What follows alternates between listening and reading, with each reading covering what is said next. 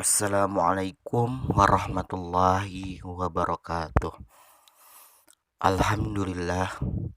Alhamdulillahi rabbil alamin. Assalatu wassalamu ala asrafil anbiya'i wal mursalin wa ala alihi wa sahbihi ajmain. Rabbi sahli sadri wa yasiri amri wahlul 'uqdatam min lisani yafqahu qawli amma ba'du. Anak-anakku yang Bapak cintai dan Bapak banggakan, pertama-tama marilah kita panjatkan puji serta syukur kita kepada Allah Subhanahu wa taala yang telah memberikan kita banyak sekali kenikmatan, yakni nikmat iman dan nikmat Islam. Salawat beserta salam semoga tetap tercurah limpahkan kepada baginda alam Habibana wa Nabiyana Muhammad Sallallahu alaihi wasallam, kepada para keluarganya, para sahabatnya, dan para tabi'in-tabi'innya. Mudah-mudahan sampailah kepada kita selaku umatnya. Amin. Amin ya Allah ya Rabbal Alamin. Selamat pagi, semangat pagi. Mudah-mudahan kegiatan masa pengenal lingkungan sekolah di SMP Negeri 39 Kota Bandung ini bisa berjalan dengan baik. Walaupun hanya melalui daring, mudah-mudahan anak-anakku sekalian bisa mengikutinya dengan penuh semangat, dengan penuh keyakinan bahwa kegiatan belajar pembelajaran bisa dicapai dengan maksimal. Anak-anakku yang Bapak cintai dan Bapak banggakan, hari ini Bapak akan menyampaikan salah satu materi dalam masa pengenalan lingkungan sekolah ini, yaitu tentang tata krama.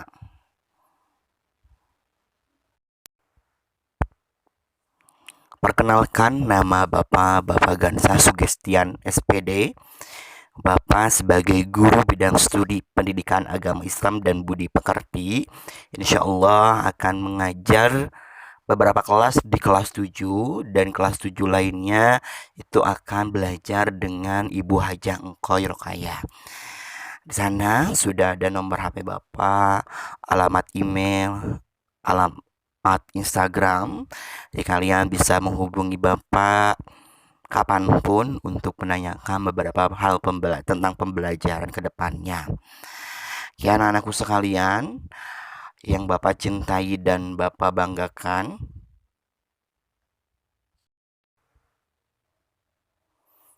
mungkin beberapa di antara kalian ada yang sudah mengenal atau sudah pernah mendengar tentang tata krama, atau bisa saja kalian tahu itu tata krama tapi tidak tahu bahwa itu disebut dengan tata krama.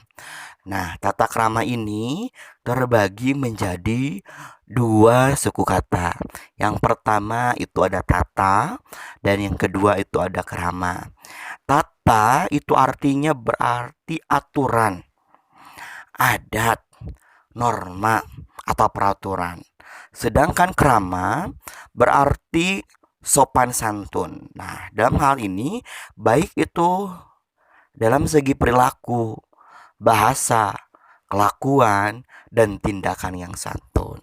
Sehingga dapat kita simpulkan bahwa tata krama adalah kebiasaan adat sopan santun yang disepakati dalam lingkungan, baik lingkungan sekolah, lingkungan keluarga, lingkungan masyarakat, yang dimana aturan ini mengatur anggota di dalamnya.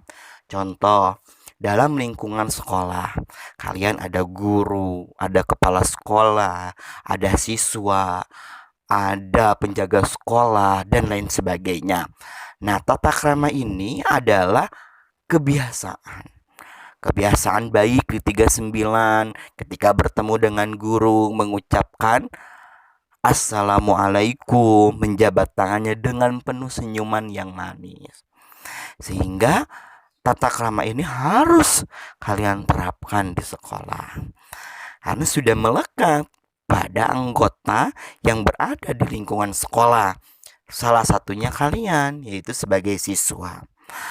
Atau definisi selanjutnya adalah Tata krama adalah mana yang baik dan mana yang benar.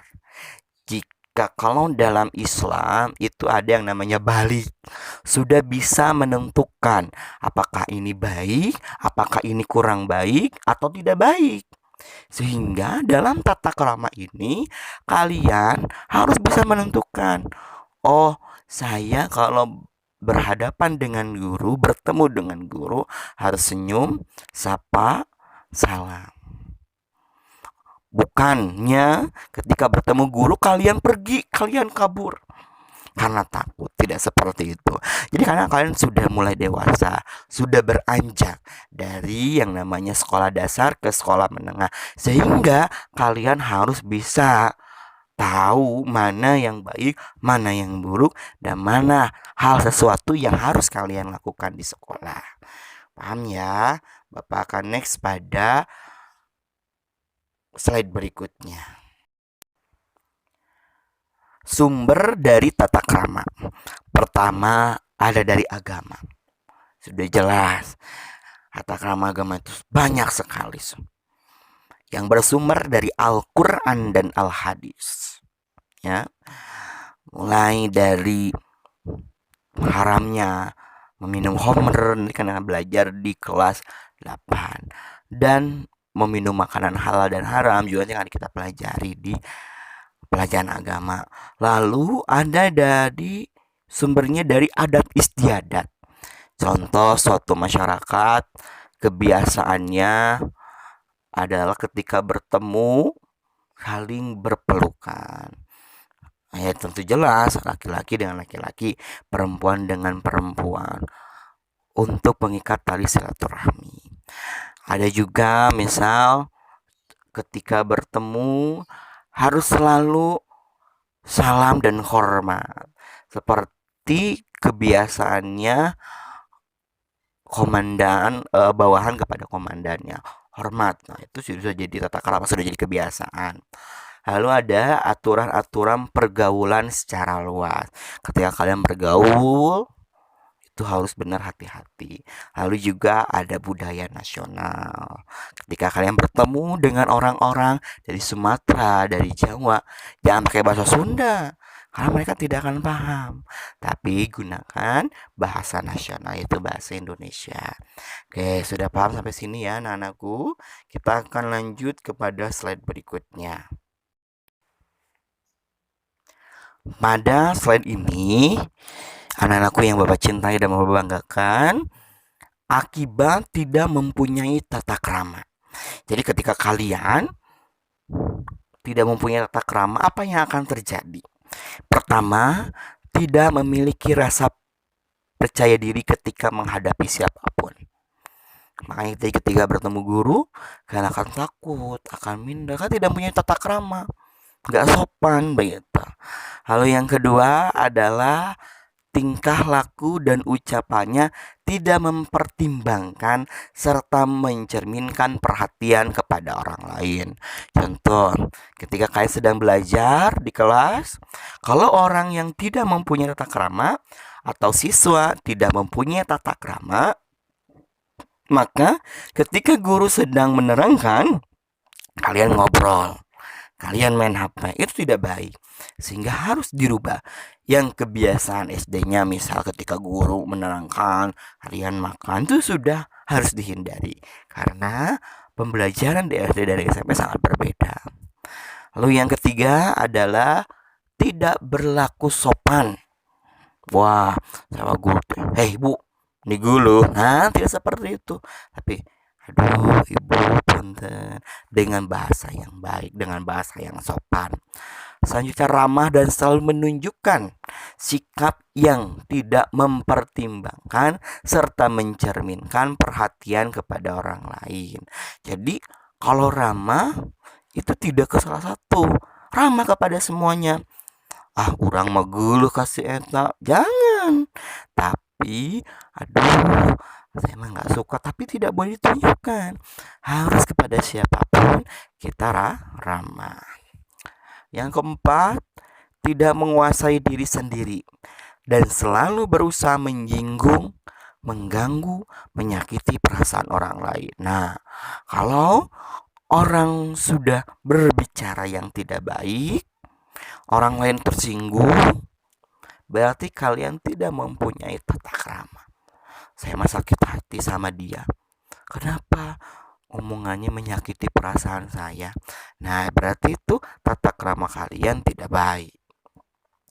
Selanjutnya, selalu mengecewakan, membuat gusar, dan membuat orang marah. Ketika kalian bergaul, ketika kalian ngobrol, tiba-tiba orang lain marah sama kita. Berarti kalian ada yang tidak beres. Tata keramanya baik, mungkin berbicara, bertingkah laku, dan lain sebagainya. Jadi jangan sampai kalian tidak mempunyai tata krama. Yang terakhir, mendapat cercaan dan cemoohan kepada dirinya, kelompoknya, instansinya, atau bahkan orang tuanya. Wah, ini sangat sangat parah ya. Ketika kita yang salah, tapi bisa jadi orang di sekeliling kita akan kena. Contoh, kalian di kelas 7A, ada yang namanya misal ya, Ujang. Si Ujang perangainya preman, melawan ke guru. Nauzubillah ya. Lalu guru-guru dibuat jengkel. Ketika guru-guru dibuat jengkel, nanti guru itu tidak mau masuk kelas. Jadi yang rugi siapa? Yang rugi semuanya. Padahal yang berbuat ulah satu orang. Nah, itu jangan sampai terjadi ya anak-anakku sekalian.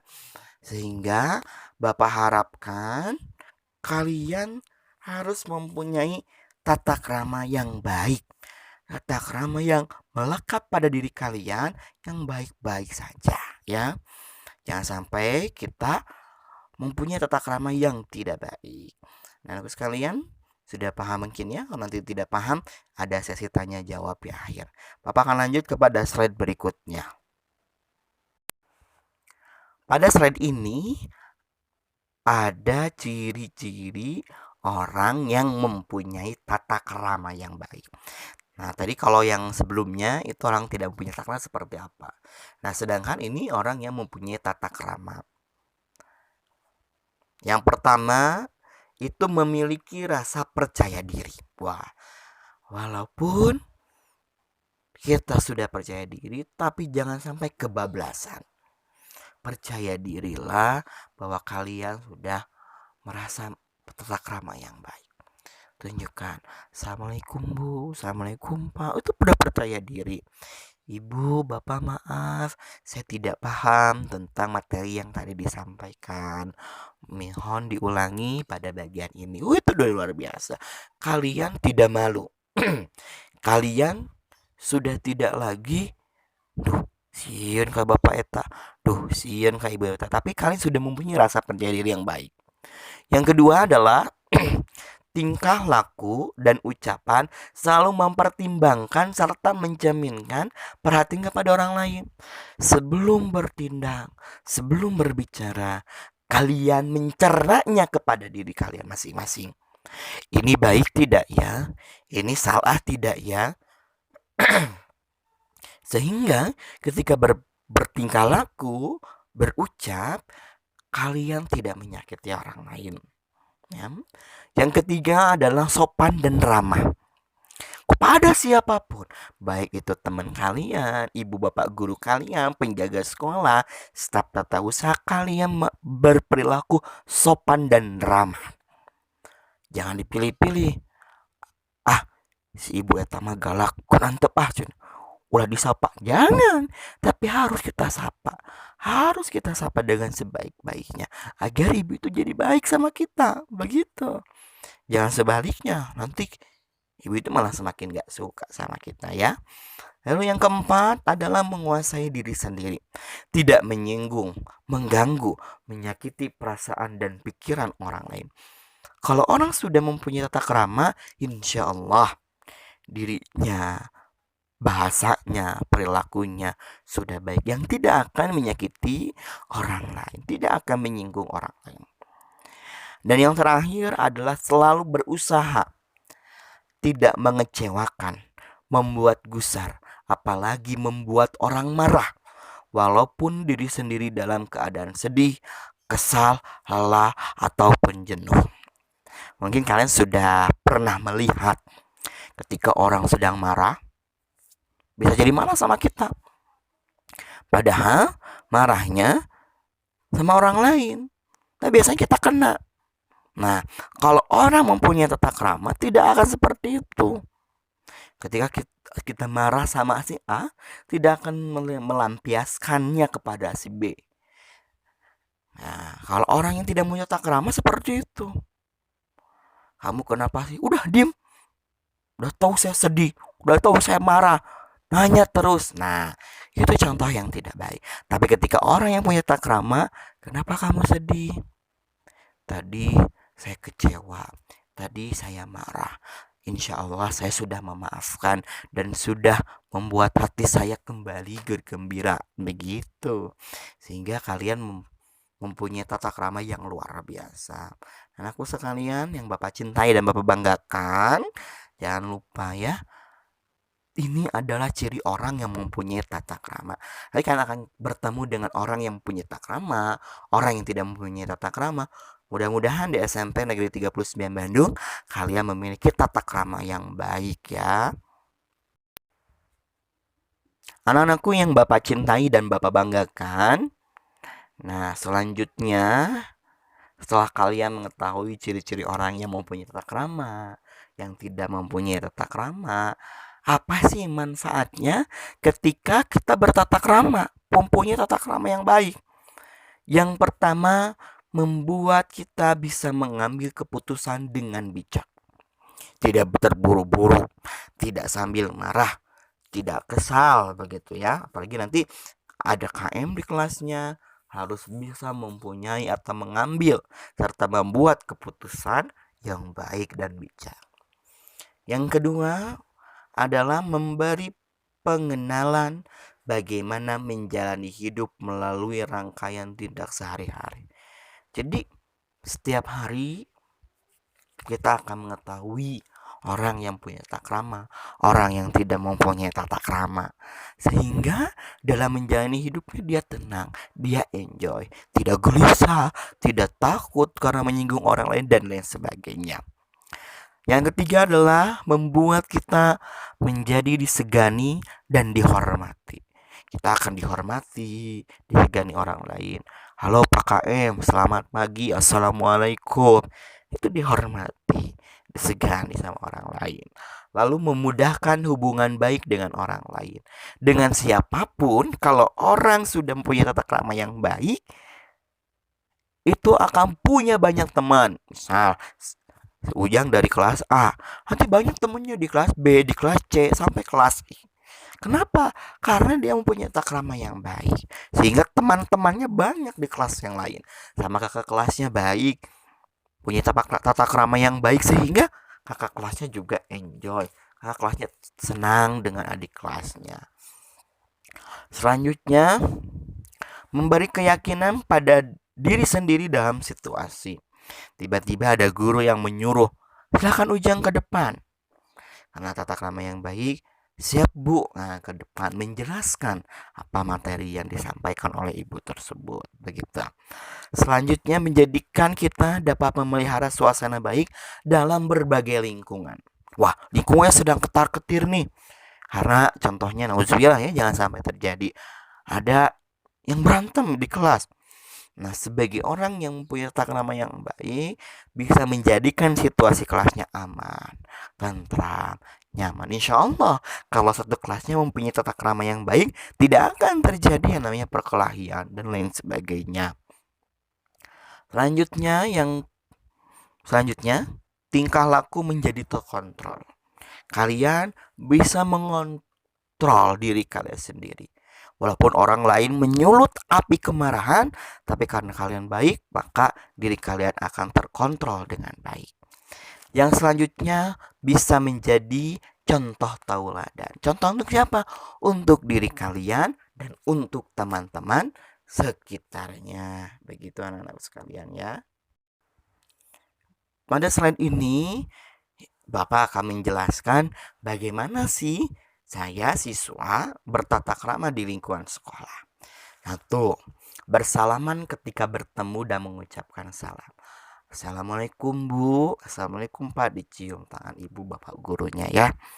Selanjutnya adalah memperhatikan dengan penuh kesungguhan ketika guru sedang menjelaskan. Tidak jadi ngobrol, tidak jadi main, tapi memperhatikan, mendengarkan. Malah guru menerangkan ini ngobrol dengan temannya di bangku. Tidak seperti itu ya.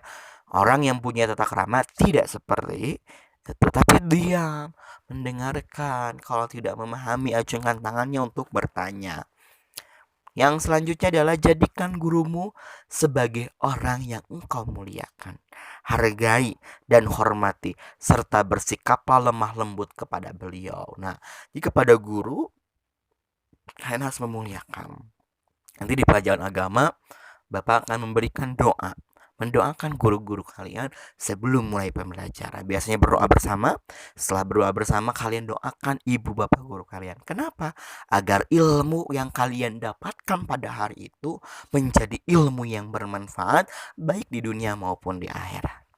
Selanjutnya, bersikap sopan santun kepada guru baik ketika berbicara dan bertanya. Ketika berbicara, Bu, abi ngerti pelajaran eta, jangan seperti itu.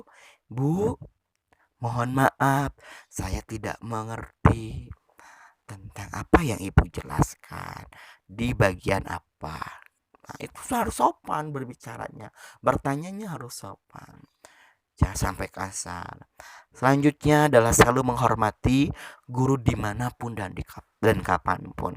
Ketika dalam ruang kelas, ketika sudah di luar ruangan kelas, atau bahkan di luar lingkungan sekolah pun, ketika kalian bertemu dengan guru, harus menghormati beliau. Karena ilmu yang kita dapatkan pada saat ini adalah ilmu yang diberikan oleh ibu bapak guru kalian sebelumnya. Yang terakhir, selalu berpikir jika yang guru lakukan adalah untuk kebaikan kita. Ibu itu mah sama kita marah-marah terus. Makanya kita harus berubah bagaimana agar guru itu tidak marah sama kita. Ubah tata krama kita kepada guru. Tidak akan mungkin guru ketika kita sudah menerapkan tata krama yang baik, guru itu marah-marah, tidak mungkin. Ya, anak-anakku yang Bapak cintai dan Bapak banggakan, itulah materi yang telah Bapak sampaikan pada masa pengenalan lingkungan sekolah ini. Mudah-mudahan kalian bisa menjadi anak-anak yang baik, yang bisa menerapkan tata krama di lingkungan sekolah. Ya, jangan sampai Bapak mendengar, wah anak itu mah Pak Gansah kerjaannya bohong, ya, atau nggak pernah ngerjain PR, jangan. Tapi jadikan diri kalian diri yang baik. Sekian materi yang bisa Bapak sampaikan. Mohon maaf apabila banyak kesalahan, karena kebenaran hanya datang dari Allah Subhanahu wa taala dan kesalahan datang dari diri Bapak pribadi. Silahkan ada yang mau bertanya. Wabillahi taufiq wal hidayah. Wassalamualaikum warahmatullahi wabarakatuh.